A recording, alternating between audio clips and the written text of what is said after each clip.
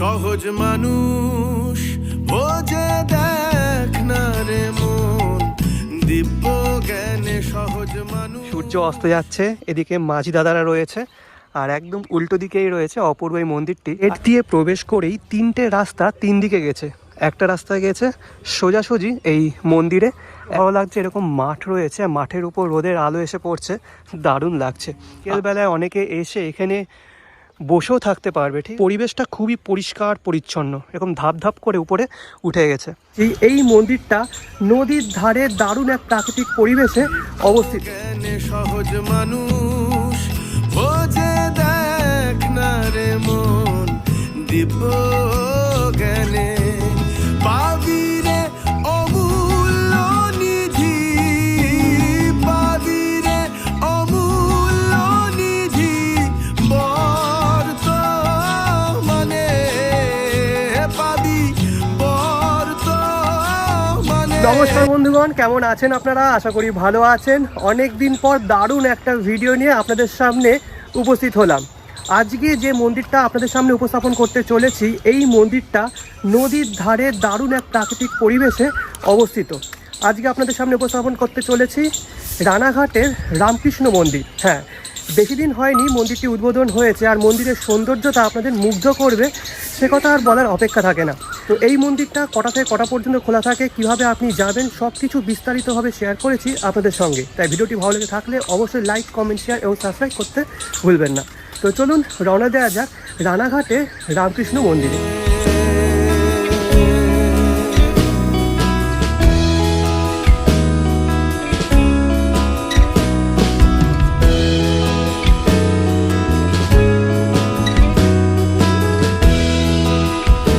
বর্তমানে দাঁড়িয়ে আছি রানাঘাট জংশনে। আপনারা শিয়ালদা থেকে রানাঘাট লোকাল বা শান্তিপুর লোকাল বা গেদে লোকাল বা কৃষ্ণনগর লোকাল ধরে চলে আসতে পারেন রানাঘাট স্টেশন। রানাঘাটে আপনাকে 1 নম্বর প্ল্যাটফর্মে নেওয়া হবে। 1 নম্বর প্ল্যাটফর্ম দিয়েই আপনাকে বের হতে হবে, বেরিয়ে টোটো ধরতে হবে। টোটোয় উঠে বলতে হবে অবকাশ পার্ক, এটাই আপনাদের ল্যান্ডমার্ক। চলুন যাওয়া যাক। কিন্তু তার আগে যারা আমাকে চেনেন না, আমি হলাম আপনাদের নীল, আর আপনারা দেখছেন আমার চ্যানেল উইশ বাকেট। চলুন, দাঁড়িয়ে আছি রানাঘাট স্টেশনের 1 নম্বর প্ল্যাটফর্মে। 1 নম্বর প্ল্যাটফর্মের উপর যে সবথেকে বড় ওভারব্রিজ, তার পাশে এই রাস্তা দিয়ে বের হবেন, কারণ এর পাশেই আছে টোটো স্ট্যান্ড।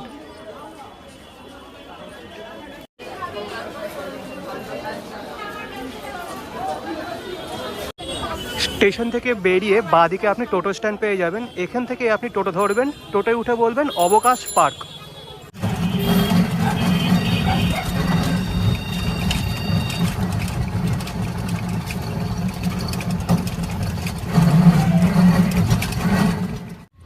তো অবশেষে আমি পৌঁছে গেলাম আজকে গন্তব্যস্থল, অর্থাৎ রানাঘাট রামকৃষ্ণ মন্দিরে। স্টেশন থেকে টোটো করে আমার সময় লাগলো ওই 15 মিনিট মতো, এবং ভাড়া পড়লো জনপ্রতি 20 টাকা। আমি টোটোতে একা ছিলাম, তাই আমার ভাড়াটা বেশি পড়লো, ভাড়া পড়েছে আমার 30 টাকা। তো এবার দেখিয়ে দিই কোথায় এই মন্দির। এটা হলো অবকাশ পার্ক। অবকাশ পার্কের সামনে বিশাল বড় একটা জায়গা আছে, এখানে আপনারা গাড়ি পার্ক করতে পারবেন। আর তার ঠিক সামনেই রয়েছে অপূর্ব এই মন্দিরটি। মন্দিরটি দেখলে হঠাৎ মনে হবে যে এ যেন বেলুর মঠ। ঠিক আছে, এই দেখুন সূর্য ঠিক পিছনে রয়েছে, তাই একটু দেখতে অসুবিধা হচ্ছে। একটু পরে এই গেট খোলা হবে, তখন ভিতরে প্রবেশ করে আপনাদের দেখিয়ে দেব। আর এই মন্দিরের ঠিক পিছনেই রয়েছে নদী, চুন্ডি নদী। এই দেখুন, বেশ বড়। বিকেলের দিকে যদি আপনারা আসেন, আর তখন যদি এই মন্দির বন্ধ থাকে, তাহলে আপনারা এই অবকাশ পার্কে যেতে পারেন। অবকাশ পার্কে যাওয়ার টিকিট মূল্য পার হেড 20 টাকা। রানাঘাট রামকৃষ্ণলয়ের যে গুগল ম্যাপের লিঙ্ক, সেটা আমি ডেসক্রিপশন বক্সে দিয়ে দেবো। আপনারা চাইলে নিজস্ব গাড়ি করেও আসতে পারেন। আর এখানে কিন্তু কোনো টোটো স্ট্যান্ড দেখছি না, তাই ফেরার সময় হয়তো টোটো নাও পেতে পারেন। একটু হেঁটে মেন রোডে উঠতে হবে, তারপরে আপনারা টোটো পাবেন। তো মন্দির না খোলা পর্যন্ত একটু অপেক্ষা করা যাক।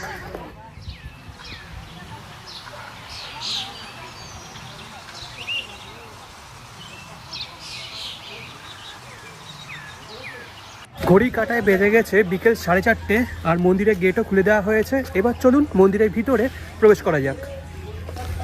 তো এটা হলো বড় গেট। বড় গেটের পাশে একটা ছোট গেট আছে, এটা ঠেলে ভিতরে প্রবেশ করে গেলাম। আর দেখতে পাচ্ছেন বিশাল বড় এরকম উঠোন চত্বর, আর একদম ডান পাশে আছে মন্দির। গেট দিয়ে ঢুকেই সামনে এখানে একটা না দুটো এরকম ঘর দেখতে পাবেন। এই দুটো ঘর কিসের সেটা পরে জেনে আপনাকে বলছি। আগে চলুন মন্দিরের সামনে যাওয়া যাক।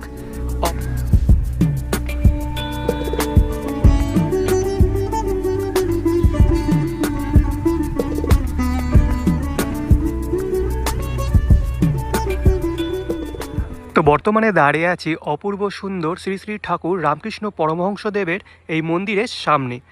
নাম দেওয়া হয়েছে রামকৃষ্ণালয়। এই যে গঠনশৈলী হুবহু বেলুর মঠের মতো, আর এই মন্দিরের যে গাত্রবর্ণ বেলুর মঠের গাত্রবর্ণের হুবহু একরকম। উপরের দিকে দেখতে পাচ্ছেন দুটো রকম দুপাশে রত্ন রয়েছে, একদম মাঝখানে লেখা আছে ওং। এই যে, আর তার নিচে খুব সুন্দর শ্বেতবর্ণের নকশা করা। নিচের দিকে যদি তাকান তাহলে দুদিকে রয়েছে দুটি চক্র আর অসংখ্য লাইট রয়েছে। রাতের বেলা কিন্তু খুব সুন্দর লাগবে যখন এই আলোগুলো জ্বালানো হবে। আর এটি হলো মেন প্রবেশদ্বার। রামকৃষ্ণালয়ের গাত্রবর্ণ আর বেলুর মঠের গাত্রবর্ণ হুবহু এক, ঠিক আছে। আর দারুণ লাগে এই রঙটা।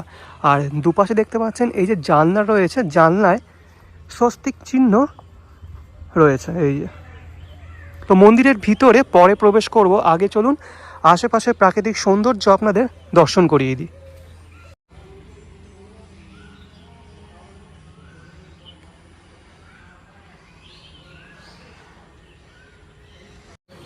গেট দিয়ে প্রবেশ করেই তিনটে রাস্তা তিন দিকে গেছে।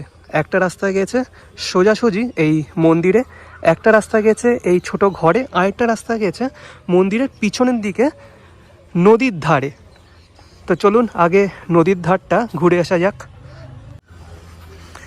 তো রাস্তার দুপাশে খুব সুন্দর এরকম ঘাস রয়েছে আর এরকম বসার জায়গাও আছে, ঠিক আছে।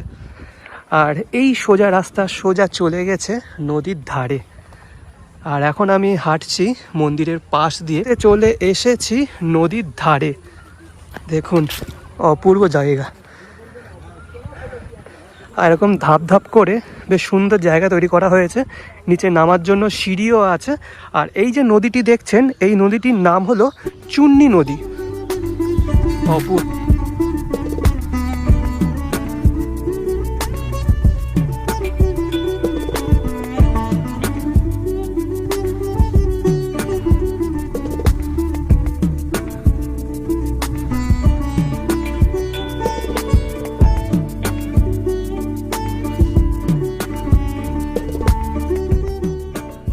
বর্তমানে দাঁড়িয়ে আছি নদীর একদম পাশে। আর এই জায়গাটা এত সুন্দর, একদম স্বর্গীয় পরিবেশ।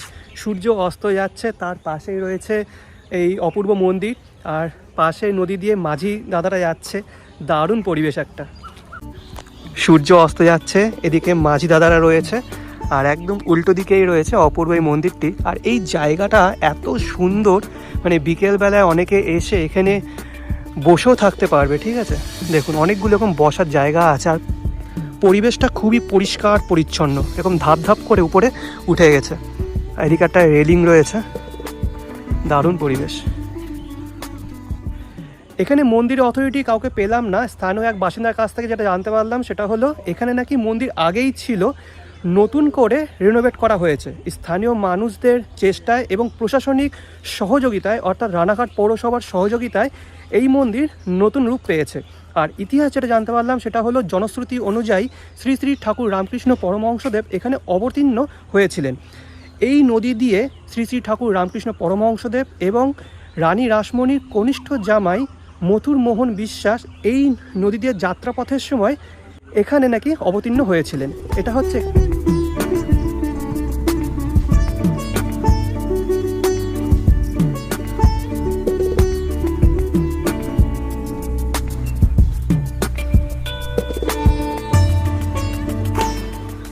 নদীর ধারে এই জায়গাটা তৈরি করা হয়েছে। এখানে বসার জন্য তো জায়গা আছেই, তাছাড়া প্রচুর লাইটের ব্যবস্থা করা হয়েছে। আর যে লাইটের পোস্টগুলো এগুলো একটু অ্যান্টিক টাইপের, এই দেখুন। আর খুবই পরিষ্কার পরিচ্ছন্ন, আগেও বললাম। তো চলুন মন্দিরের সাইডে একবার যাওয়া যাক, সাইড থেকে কতটা সুন্দর লাগছে সেটা একবার আপনাদের দেখিয়ে দিই। চলুন। চলে এসেছি মন্দিরের একটা সাইডে। এখান থেকে গোটা মন্দির চত্বর আর মন্দির খুব সুন্দরভাবে দেখা যাচ্ছে। একদম খুব সুন্দর প্রাকৃতিক পরিবেশে মন্দিরটি অবস্থিত। আর সব থেকে ভালো লাগছে এরকম মাঠ রয়েছে, মাঠের উপর রোদের আলো এসে পড়ছে, দারুণ লাগছে। আর মন্দিরের একটা সাইডে ঠান্ডা পানীয় জলের ব্যবস্থা আছে, এই দেখুন। আর গোটা মন্দির চত্বর এরকম রেলিং দিয়ে ঘেরা, এই যে এরকম হলুদ রেলিং দিয়ে ঘেরা রয়েছে। এখানে একটা বসার জায়গাও আছে, খুব সুন্দর।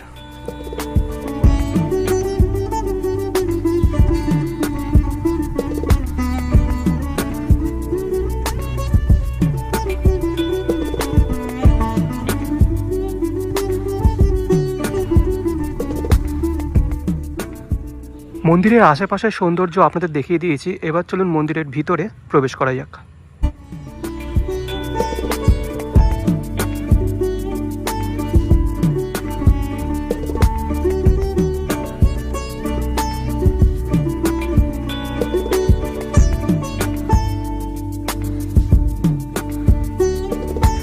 কাঠের এই যে প্রবেশদ্বার দিয়ে প্রবেশ করেই রয়েছে একটা ক্রপসিকল গেট, এটা সরিয়ে আপনাদের ভিতরে প্রবেশ করতে হবে। তো চলুন ভিতরে প্রবেশ করি।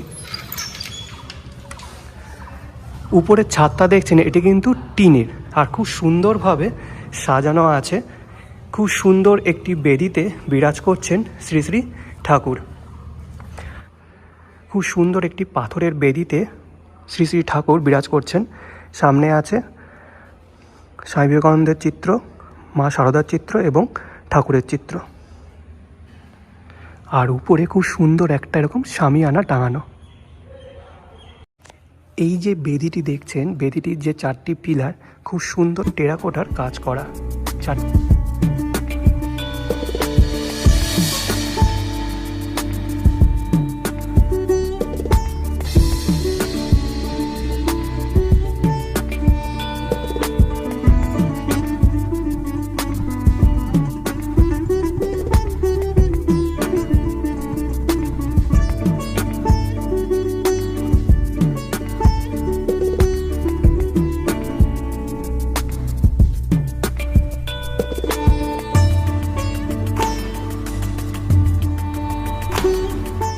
গর্ভগৃহের সামনে যে নাটমন্দির মতো অংশবিশেষ আছে, এখানে কিন্তু প্রচুর সংখ্যক ভক্ত একসাথে বসে ঠাকুরকে দর্শন করতে পারবে।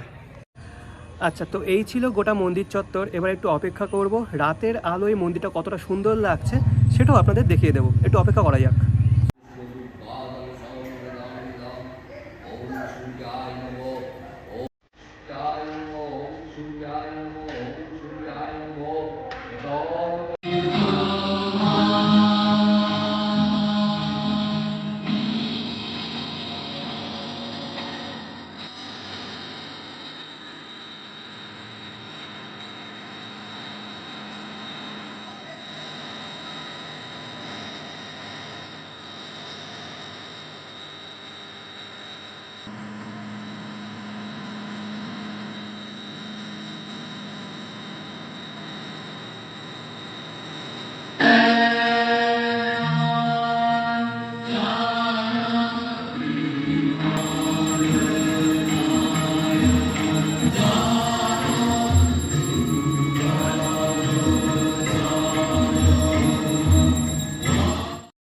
ঘড়ি কাটায় বেজে গেছে সন্ধ্যে 6টা। মন্দিরের আলো জ্বালিয়ে দেওয়া হয়েছে, তো চলুন দেখিয়ে দিচ্ছি আপনাদের। অপূর্ব সুন্দর এক আরতি দেখলাম আর আপনাদেরকেও দেখালাম। সবার প্রথমে বলে দিই, এপাশে যে ঘরগুলো দেখছেন, এটি কিন্তু বিভিন্ন অনুষ্ঠান বা উৎসবের সময় ব্যবহার করা হয়। পাশে আরও একটা ঘর আছে, ওখানে মহারাজ আসলে বিশ্রাম নেন এবং একটা বাথরুমও আছে। তো আসি এবার মন্দিরের ক্ষেত্রে। মন্দিরটা কিন্তু খুব সুন্দর লাগছে এক কথায়, ঠিক আছে। অপূর্ব সুন্দর লাইটিং করা হয়েছে, মানে লাইটিং দেওয়া হয়েছে, প্রত্যেকটা স্টেপে লাইট আছে, আর দারুণ লাগছে। যত সন্ধে নামবে, যত অন্ধকার হবে, তত এই মন্দির ফুটে উঠবে।